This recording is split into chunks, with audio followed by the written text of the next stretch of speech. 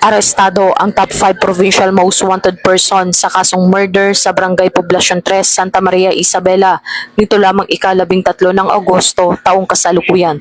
Kinilala ang suspect na si alias Tom, 49 anyos, residente ng Barangay Kinagabian, Santa Maria Isabela.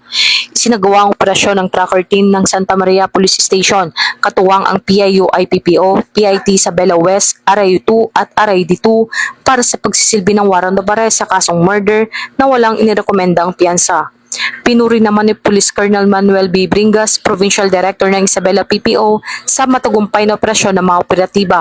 Aniya, patuloy na paigtingin ng kapulisan ng pagtugis sa mga wanted persons upang mahitid ang katarungan sa bawat isa. Mula rito sa lalawigan ng Isabela, ako ang inyong PNN correspondent, Patrolwoman Maria Señora Agbuya.